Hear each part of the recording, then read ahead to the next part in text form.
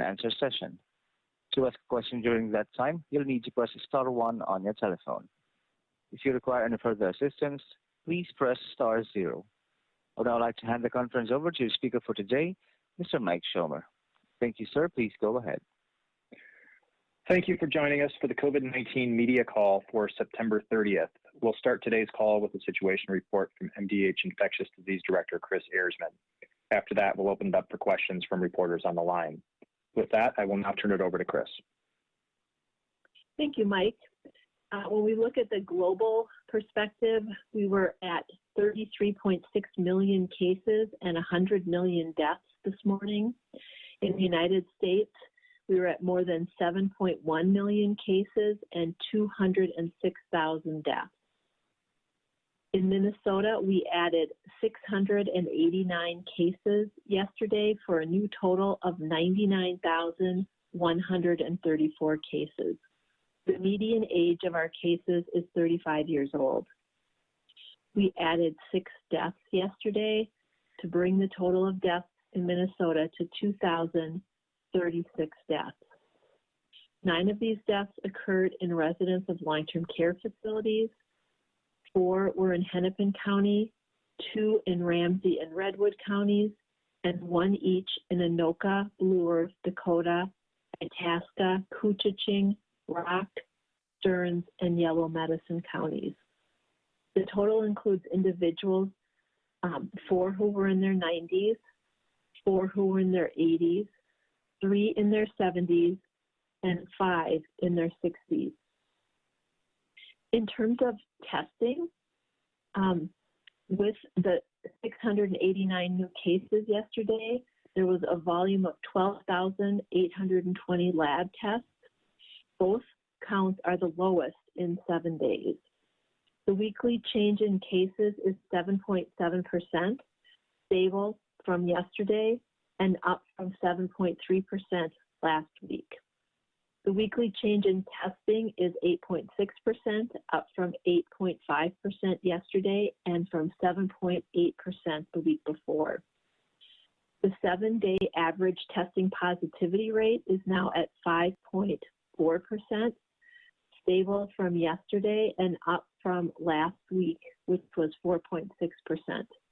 We have been above the caution threshold for 4 days now.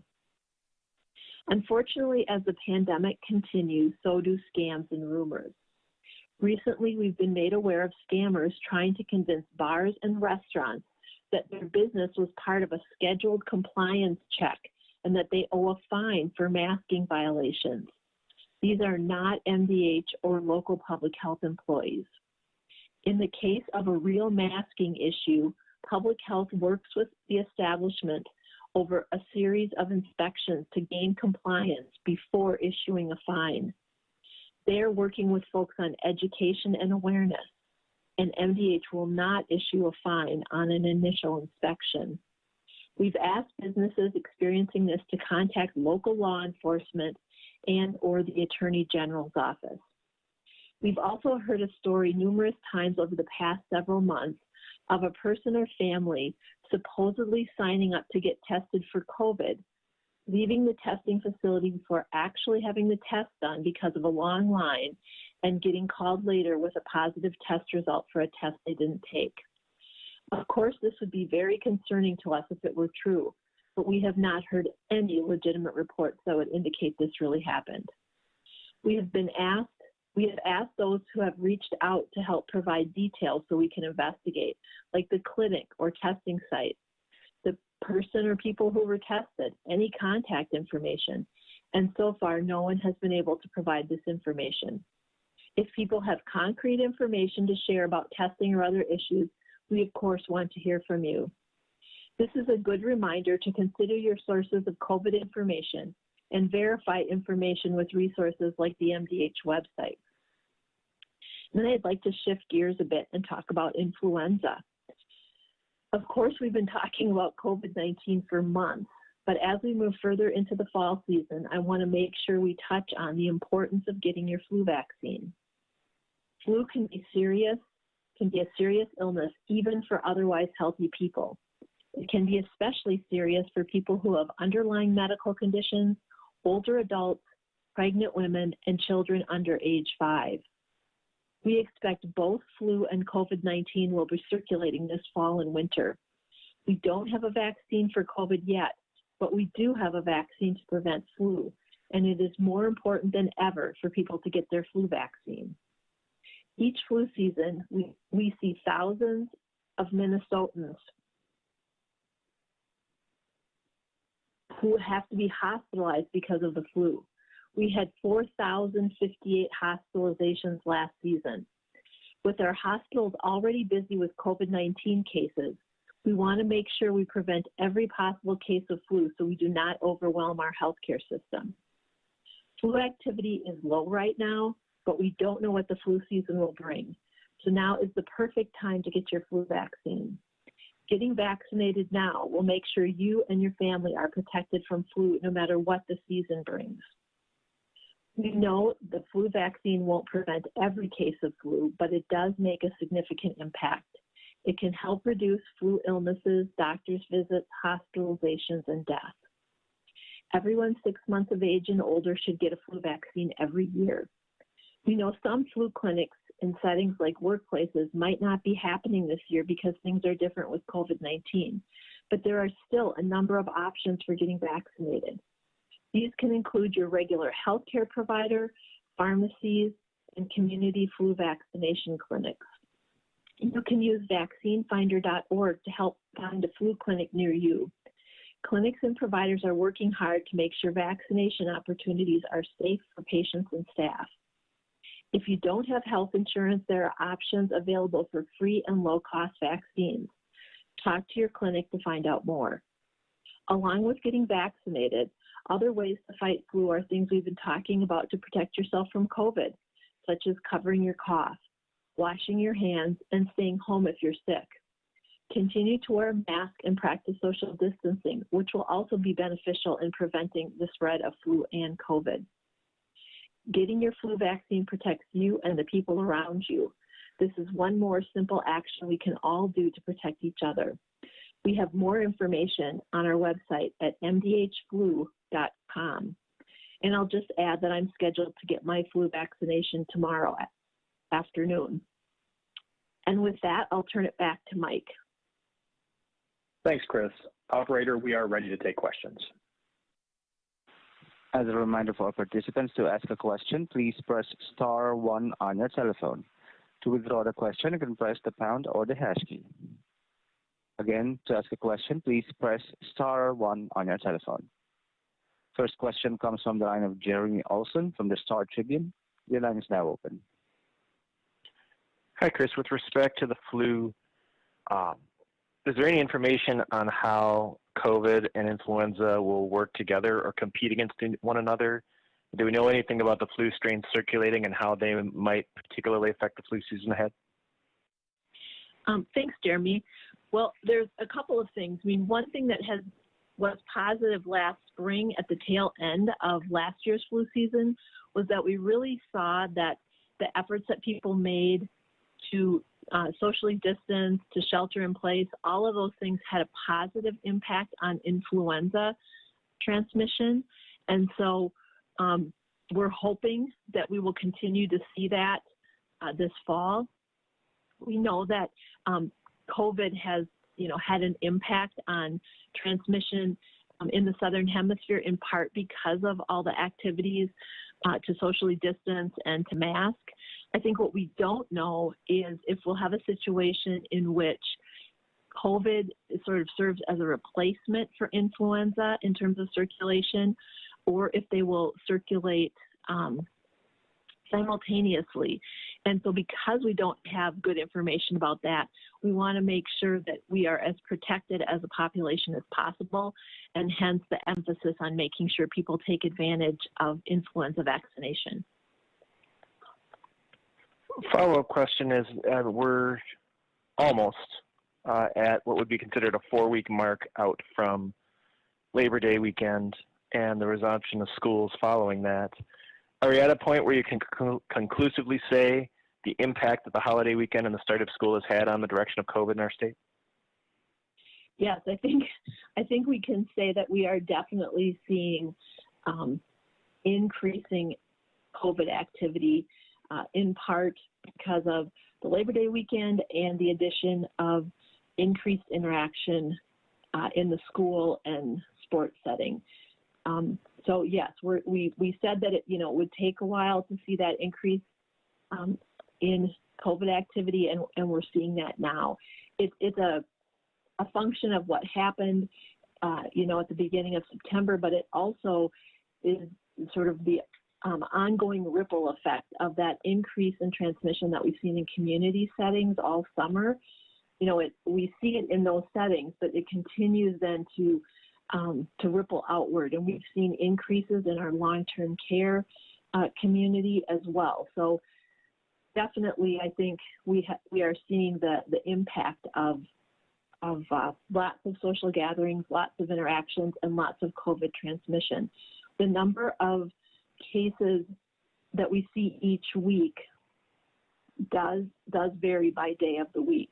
But what we've seen is over the last several weeks that even though we reach a low point, early in the week and then later in the week tend to see the cases go up, those low points are getting higher and the high points are getting higher. So that escalating roller coaster effect is definitely in place, and we're concerned about the activity that we are continuing to see.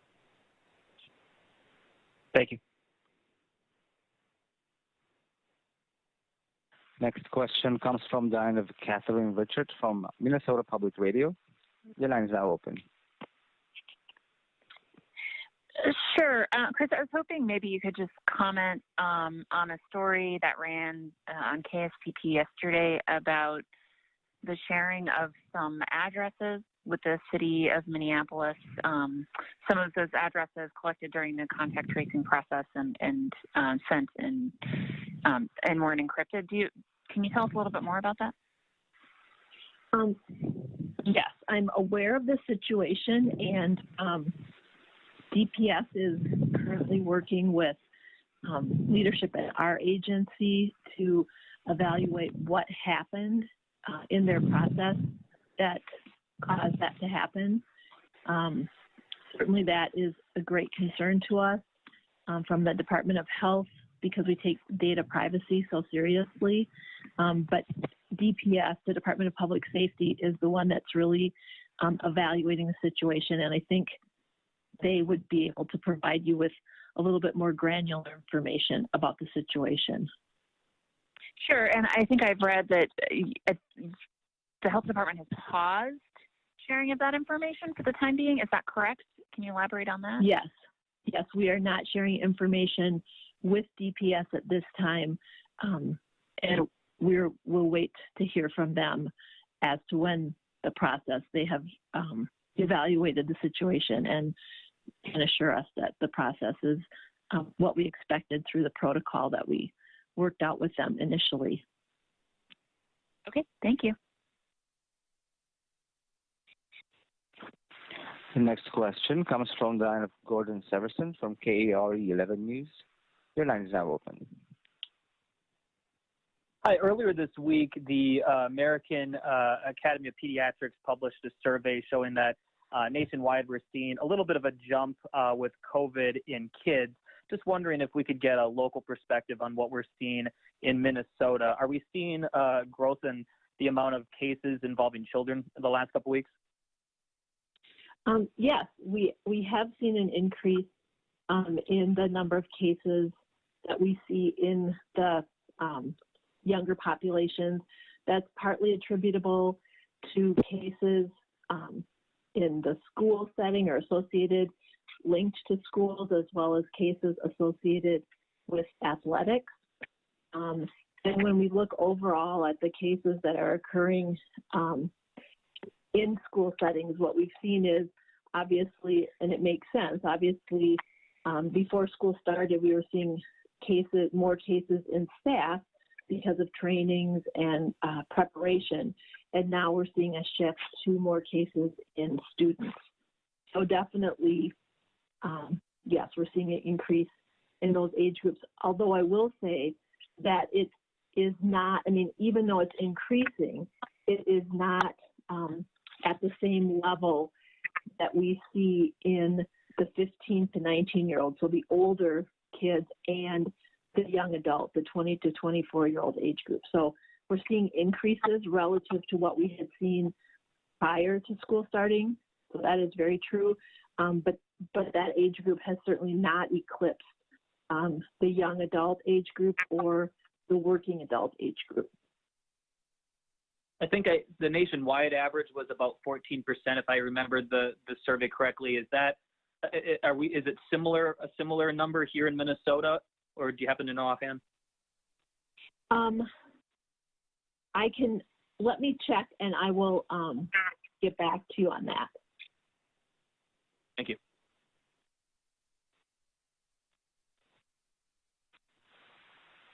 As a reminder, to ask a question, please press star 1 on your telephone. Again, that's star 1 on your telephone. The next question comes from the line of Paul Scott from Forum News Service. Your line is now open. Hi, Chris. I wanted to get your thoughts on a report that they're having nursing shortages in North Dakota, and it's causing staffed ICU beds to plummet. The report we had yesterday was there was just 12 in Fargo, 22 in the whole state. Are you aware of ICU patients from the Dakotas being transferred into Minnesota? And do you know if we have nurses who are calling in sick, that there are staffing shortages in the state? Thank you for that question.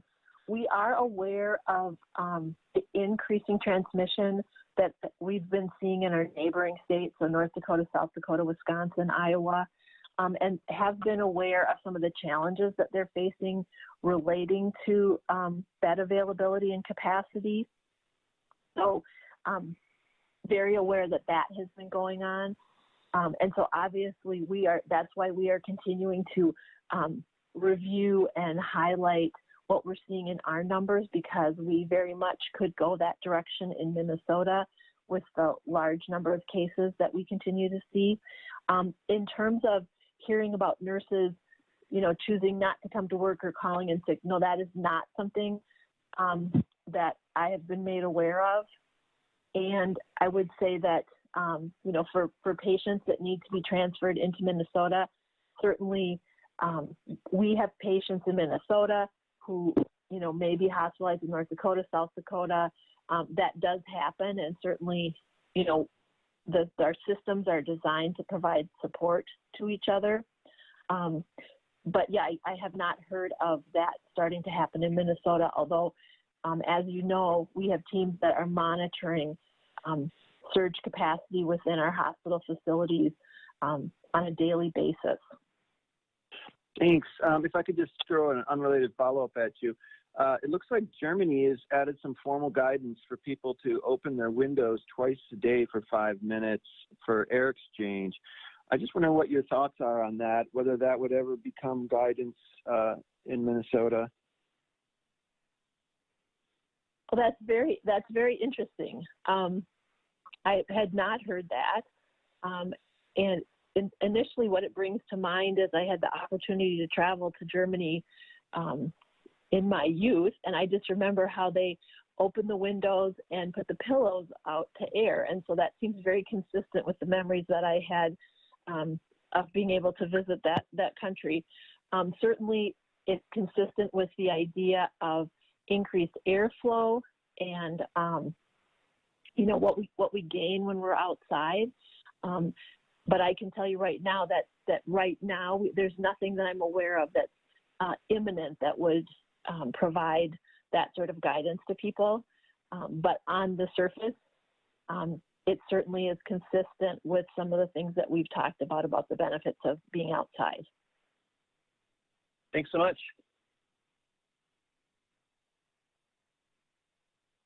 The next question comes from the line of Brandy Powell from KSTP TV. Your line is now open. Hi, Chris. Can you hear me? Yep. Wonderful. Question for you regarding visitors at hospitals or other facilities that are performing surgeries. Is the state's, as I'm looking through documents, it appears as if the state's guidance for surgeries is that it's really sort of hospital dependent. In one particular hospital, I've been told that today that the rule just changed, that there were no visitors allowed before or after surgeries. I'm wondering if you can just explain in what the rules and regulations are regarding visitors when a patient is having surgery amid COVID. You know, we're aware of a particular facility that I think did change some of their guidance. Our guidance for facilities has not changed at all. And so I think this is a specific facility-related decision. Certainly, you know, the guidance that we've provided is intended to make sure that transmission in an acute care setting where you have so many vulnerable individuals is minimized. But this particular decision is, I believe, a facility-specific one.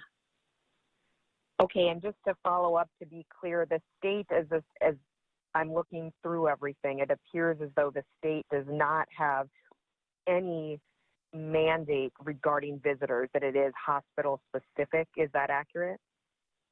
Yes, we've put out specific guidance related to long-term care facilities, and obviously the Centers for Medicare and Medicaid Services have also put out guidance. But yeah, for the hospital guidance, I would say that our recommendations are general, and it would be best to check with the facility or the Minnesota Hospital Association.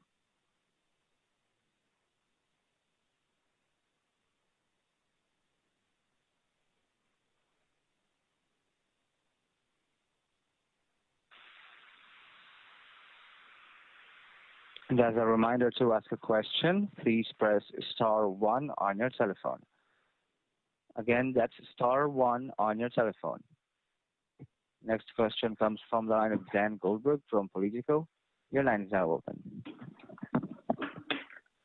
Hi, thanks so much for doing this. I wanted to ask about the possible COVID vaccine. Has the CDC or the federal government reached out at all to Minnesota about transmitting a vaccine data to the federal government through your immunization registry, possibly to a program called Operation Tiberius? And are there any privacy concerns that Minnesota has about that? Yes, we're currently, our team is currently working to develop our plan, which is due on October 16th. And as part of that, we're looking at the technology requirements for reporting to the Centers for Disease Control. As you can imagine, the federal government is interested in making sure that they have, you know, a pretty close eye or a great deal of transparency on where vaccine is going and how it's being administered. And as part of that, yes, they are letting us know what the reporting requirements are. And we have a very strong commitment to data privacy, and so we're looking at those requirements closely to see if it is something that we'll be able to do given our current laws. So that's something that we're looking at this point. So you're not sure at this point if it is, I guess, feasible? Right, we're evaluating whether or not we'll be able to, well, first of all, many of the systems that are intended for data transmission are not fully stood up, and so we haven't had the opportunity to, you know, test or evaluate them. But in addition to the system itself, we're also, you know, working with colleagues in other states to look at what are the requirements for reporting and, you know, how does that fit into our data practices, laws here in Minnesota, and what are our options. Thank you. Yep. Operator, we have time for one more question. The next question comes from the line of Jeremy Olson from the Star Tribune. Your line is now open. Yeah, hi. You can provide this offline if easier, but I just wanted to get a rundown, since you did mention youth cases, a rundown of our school outbreaks, high school, you know, K-12 and college if you have them. I know that data is coming online tomorrow, but anything you have today would be appreciated. Okay, and actually will be coming online Friday. But I just wanted to let you know too that I think it was Gordon who asked, in terms of the cases, the proportion of our cases in Minnesota that are in the, less than 18, or actually the way we cut our cases is up through 19, it's about 16% of our cases. So that is consistent with what's being seen nationally. But then with respect to school outbreaks, college or K-12, do you have a kind of an update on that? Yeah, well, we're going to be putting the data out as of Friday. We're continuing to see cases associated with both situations in school as well as situations, social events in which students become infected, and then we're, having quarantining of classrooms, that type of thing. And it's, in terms of higher ed, we're continuing to watch several different institutions, and we know that Moorhead just had community testing, so we'll be looking at that because we know that Concordia and Minnesota State Moorhead had been seeing cases. We've talked about what is happening at the university, so we're continuing to monitor those situations. Earlier, though, you said most of the cases, and that may still be the case, that most cases are happening off campus rather than in transmission in classes and scheduled events, either at colleges or K-12. Is that dial starting to turn? Are you starting to see more things happening within those school and campus environments? We're continuing to see that social events continue to be the driver, although we've definitely seen a positive impact from some of the efforts that these institutions have taken to, limit social activities, to kind of put a pause on activities for the students. That has made a difference. But yes, the transmission that we're seeing tends to still be driven by outside exposures. Thank you. That's all the time we have for this afternoon. We invite any reporters with additional questions to reach out to our communications office this afternoon. Have a good day, and we will be back with you again on Friday.